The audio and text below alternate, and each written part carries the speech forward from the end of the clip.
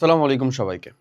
স্কুলে একাডেমিক পড়াশোনা করতেছো, সেটা তুমি ক্লাস 6, 7, 8, 9 কিংবা একেবারে নিউটেন হও না কেন, তুমি জানো তোমার হাফ ইয়ারলি অথবা প্রি টেস্ট পরীক্ষার অলরেডি অর্ধেক যতটুকু সময় তার বেশি কিন্তু চলে গেছে হাফ ইয়ারলি, নট পুরো বছরের কথা বলি নাই।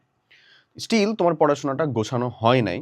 অনেকের ক্ষেত্রে কিছুটা পরিমাণে হইলেও not up to the mark, নিজের সাথেই বুঝতেছো যে আসলে আমি সন্তুষ্ট হতে পারছি না।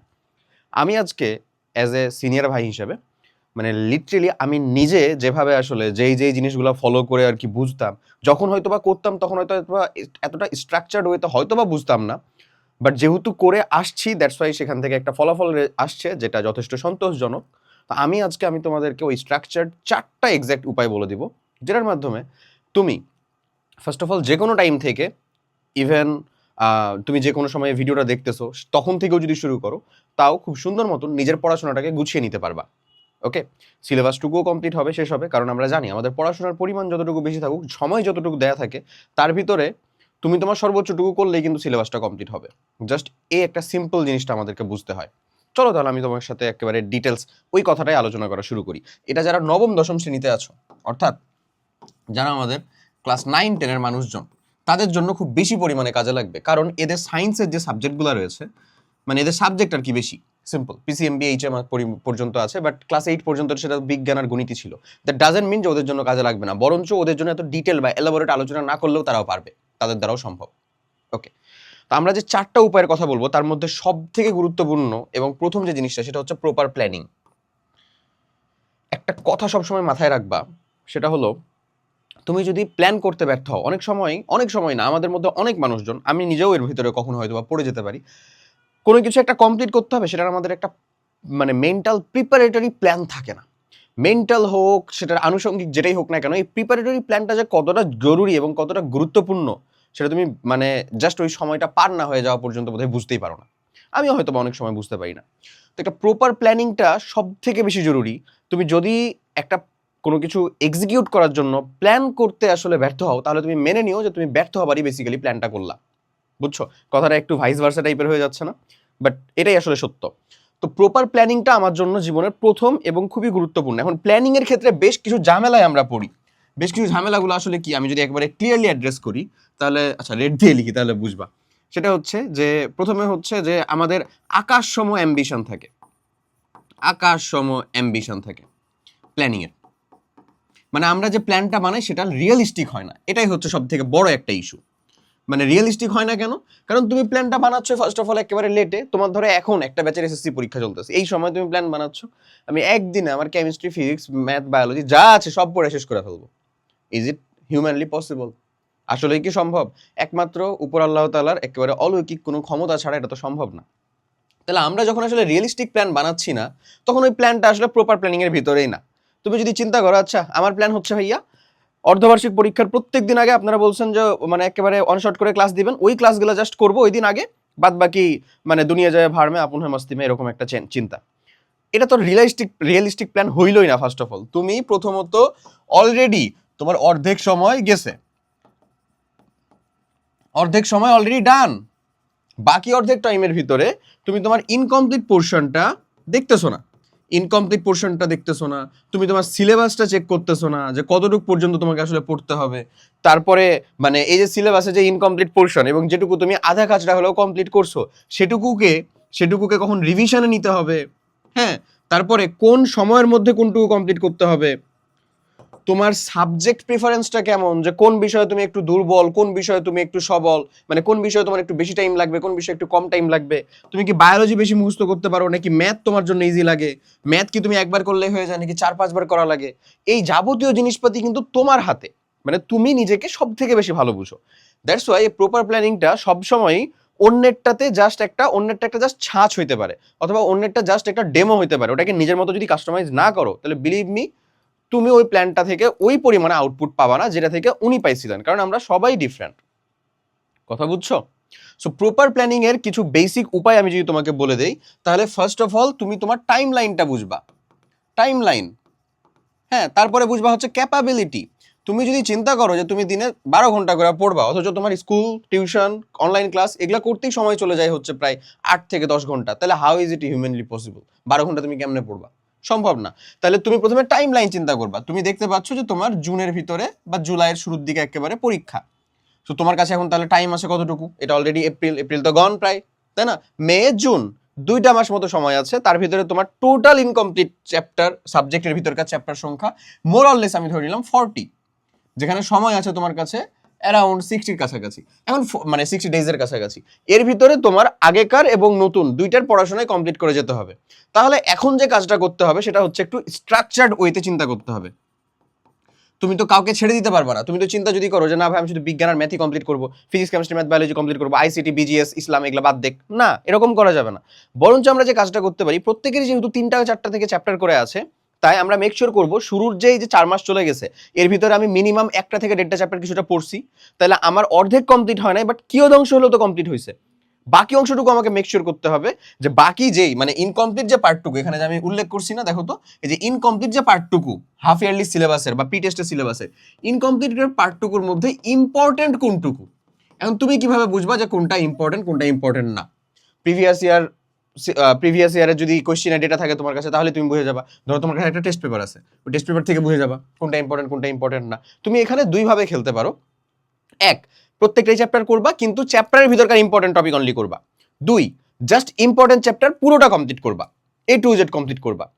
সো তোমার কাছে কি মনে হয় আসলে কোনটা প্রিফারেবল?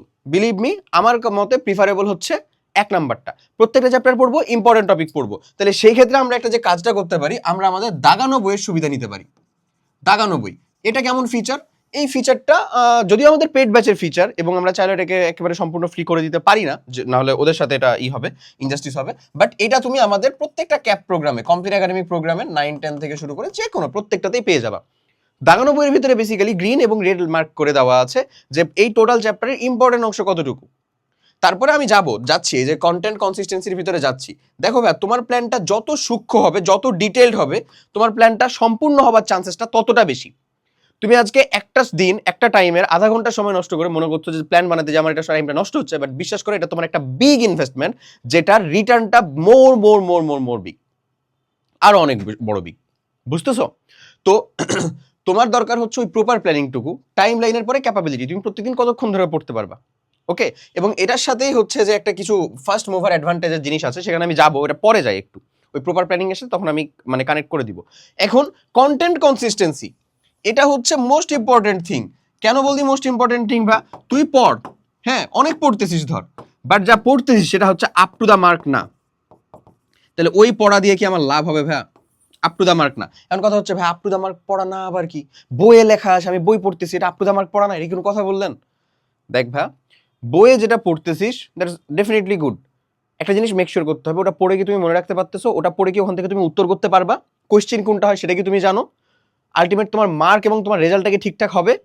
এটা সব থেকে গুরুত্বপূর্ণ জিনিস এখানে। বই তুমি রিডিং হেফজ করে ফেললা, মানে লাভ আছে কোনো? টু বি অনেস্ট নাই, যদি তুমি ফলাফলে দেখাইতে না পারো। তাহলে কন্টেন্ট কনসিস্টেন্সির আপ টু দ্য মার্ক হওয়ার যেটা প্রপার টাইম লাইন, সে টাইম লাইনটা হচ্ছে ফার্স্টে যখন তোমার কাছে অনেক সময় আছে, সেটা হচ্ছে বই একবার, রিডিং। এক্ষেত্রে আমি বলবো যে ডিরেক্ট বই না পড়ে দাগানো বই পড়বা, টাইম হচ্ছে যে কম যাবে, দাগানো বই একবার রিডিং। এরপরে মোস্ট ইম্পর্টেন্ট থিং হচ্ছে নোট সহ ক্লাস, যেটা হচ্ছে টোটালটাই আউটপুট ওরিয়েন্টেড একটা ইনভেস্টমেন্ট। নোট সহ ক্লাস, দুইটা জিনিস হয়ে গেল তোমার রিভিশনের জন্য গুরুত্বপূর্ণ, দুইটা জিনিস হয়ে গেল। এরপরে তোমাকে চলে যেতে হবে তোমার কাছে যে কোনো প্রকার কোশ্চেনের যে জায়গাটা সংগ্রহ আছে, কোশ্চেনের যে কোনো জায়গা আছে, সেখান থেকে ফুললি প্র্যাকটিস মিনস ওখান থেকে যে কোশ্চেনগুলো আসতেছে তুমি কি সেই কোশ্চেনগুলো সলভ করতে পারতেছো কিনা। আমি জাস্ট এই টাইম লাইনগুলো দেখাচ্ছি, বুঝছো? ওকে, প্র্যাকটিস, এই দুইটা এখানকার মাস্ট করতেই হবে। এরপরে চলে যাবা হচ্ছে তুমি যে জায়গার ভিতরে, সেটা হইলো প্র্যাকটিস করার পরে চলে যাবা হচ্ছে ভাই এক্সাম কিভাবে দিবা? আমাদের প্রত্যেকটা প্রোগ্রামের মধ্যে এক্সাম যুক্ত করে দাও, তুমি সেখান থেকে এক্সাম দিতে পারো। এমসিকিউ এক্সাম দিবা, সাথে সাথে তুমি চেক করে ফেলতে পারবা তুমি কতটুকু পারো না। রিটেনের জন্য তুমি নিজে রিটেন খাতায় লিখে প্র্যাকটিস করবা। ওকে, এরপরে চলে যায় হচ্ছে রিভিশন। এটা হচ্ছে এই টাইম লাইনটা। এখন আমি এখানে যে দুইটা পয়েন্টকে একেবারে মার্ক করছি, মানে যে রেক্ট্যাঙ্গেল দিয়ে, এই দুইটা পয়েন্ট তোমার মাস্ট, এটা তোমার করতেই হবে। এবং বাকি আরো টোটাল 5টার ভিতরে বাকি আরো যে 3টা থেকে গেল, এই 3টার ভিতরে তুমি যতগুলা করতে পারবা তত তুমি আগায় থাকবা। একেবারে লিখিত একটা কথা, আমি তোমাকে ফুল টাইম লাইন দিয়ে দিলাম। এন্ড লেটস সে এই পুরো টাইম লাইনটাকে ধরেই কিন্তু আমাদের ক্যাপগুলো সাজানো কমপ্লিট একাডেমিক প্রোগ্রাম, অর্থাৎ তোমার পুরো বছরের পড়াশোনার জন্য। এই জিনিসটাই আমরা করি। আমি তোমাকে জাস্ট একটু সিম্পল দেখাই। ধরো হচ্ছে এখানে আমি আমার প্রোগ্রামে মানে আমি আমার আইডিতে লগ ইন করছি অলরেডি। দেখো এসএসসি প্রস্তুতি, হ্যাঁ আমরা একাডেমিকটা একটু না, আমরা এইটা যাইলাম, আসলে এটাতে গেলাম। ওকে, সো আমরা এখানে কন্টিনিউ করব প্রোগ্রামটা।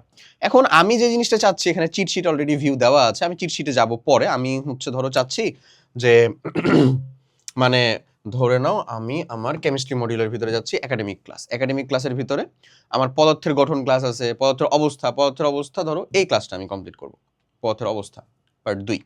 ওকে, লেটস সি কি অবস্থা। আচ্ছা, ধরো এই পুরো ক্লাসটা আমি কমপ্লিট করতেছি। এর আগে তুমি যখন হচ্ছে যে বোর্ড বইটা দাগানো পড়তেছো, দাগানো বইও পড়তে পারো, আমাদের তোমার কাছে যেটা বই আছে সেটাও পড়তে পারো। তুমি দাগানো বই কই থেকে পাবা? ম্যাটেরিয়ালের মধ্যে যদি যাও, হ্যাঁ, তাহলে পেয়ে যাবা হচ্ছে ভাইয়া দাগানো বই। এই যে দাগানো বইয়ের এই যে পিডিএফ, এখানে তুমি ভিউ করলে এটা পিডিএফ চলে আসবে। ওকে, আমি ওটাতে আর যাচ্ছি না, দাগানো বইটা ওখান থেকে তুমি পড়তে পারবা। আমি ক্লাসের ভিতরে যেখানে ছিলাম সেখানে একটু নিয়ে যাই তোমাকে। ওকে ওকে ওকে, ধরো তুমি ফুল ক্লাসটা কমপ্লিট করলা, পার্ট 1 আর পার্ট 2 আমরা কমপ্লিট করে ফেললাম। পার্ট 1 পার্ট 2 কমপ্লিট করে ফেলার পরে এবার আমার পরের কাজটা কি হবে? ভাইয়া তো এখানে বলছে যে ভাইয়া নোট সহ ক্লাস করছি, এরপরে প্র্যাকটিস। কোথা থেকে প্র্যাকটিস করব? প্র্যাকটিস করার কয়েকটা অপশন তোমার কাছে এখানে দেওয়া আছে, এই এক প্রোগ্রামের ভিতরে দেওয়া আছে, তোমাকে আলাদা করে অন্য কোথাও যেতে হবে না। প্রথমে যে কাজটা করতে হবে, তুমি এই চিট শিটে ঢুকে যাবা। এই চিট শিটে ঢুকে গেলে চ্যাপ্টার 2 এর দেখো ফুল চিট শিট তোমাকে দেওয়া আছে, একেবারে উত্তর সহ, বুঝছো? উত্তর সহ এমসিকিউ, এসকিউ সবটা দেওয়া, বুঝতেছো? একেবারে চিটশিট, মানে ওই চ্যাপ্টারটাকে ফুল সামারি করে দেওয়া। বাট এখানে কিন্তু পরিমাণটা কম, অবশ্যই পরিমাণটা কম, এটা মানতে হবে, পরিমাণটা কম। ওকে, আচ্ছা, তাহলে আমরা এবারে ওটা থেকে তাছাড়া কি কমপ্লিট করতে পারি? তাছাড়া আমরা যে কাজটা করতে পারি, আমি যদি যাই এই যে all in on combined master book, part 1 2 3 4 চারটা পার্টে দেওয়া আছে। তো কেমিস্ট্রির অংশটার ভিতর থেকে যা কমপ্লিট করবা। এছাড়াও এই যে একটা কথা আমরা বলছিলাম এইখানে, যে যে ভাইয়া আমাদের তো আসলে দরকার কি ছিল, ইম্পর্টেন্ট অংশটা কমপ্লিট করা। তো আমি প্রথমে তোমাকে বলছি যে তুমি সকল চ্যাপ্টারই কমপ্লিট করো, তার ইম্পর্টেন্ট পোর্শনটা কমপ্লিট করো। সেটা পাওয়ার তোমার উপায় কি? একটা ইজিয়েস্ট উপায় আমি বলে দিই, আমাদের এসএসসি সাজেশন 2.0, এই ইজিয়েস্ট উপায়টাতে থেকে তুমি কমপ্লিট করো। এসএসসি সাজেশন 2.0, এই যে এটার একেবারে টোটাল কপিটা তোমার সাথে দেওয়া আছে, এসএসসি সাজেশন, এটা সলিউশন, বুঝছো?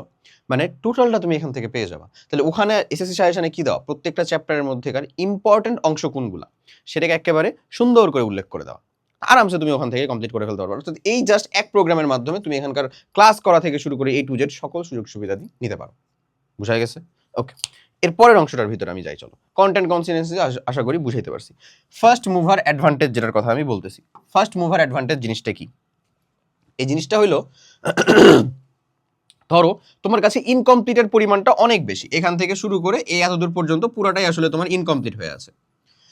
তোমাকে যে কাজটা করতে হবে, তুমি জাস্ট এই দুইটা যে জিনিস কমপ্লিট করো, নোট সহ ক্লাস প্র্যাকটিস, এটা কমপ্লিট করে তুমি আগে পুরোটাকে ঢেকে ফেলো। কমপ্লিট করে ফেলছো, পুরোটাকে আগে ঢেকে ফেলো। মানে তুমি টোটালটা একবার হলেও রাউন্ড দিছো, এরপরে টোটালটা একবার যখন রাউন্ড দিয়ে দিছো, যখন তুমি বুঝে গেছো যে আসলে আমাকে কতদূর থেকে কতদূর পর্যন্ত যেতে হবে, তারপরে তুমি ভেতরে প্রবেশ করো, তারপরে তুমি যতটা পারো ভিতরে প্রবেশ করো, তারপরে তুমি ওই রিডিং দাও দাগানো বইটা, তারপরে তুমি এক্সাম দাও ওইটা, তারপরে তুমি রিভিশন দাও ওইটার।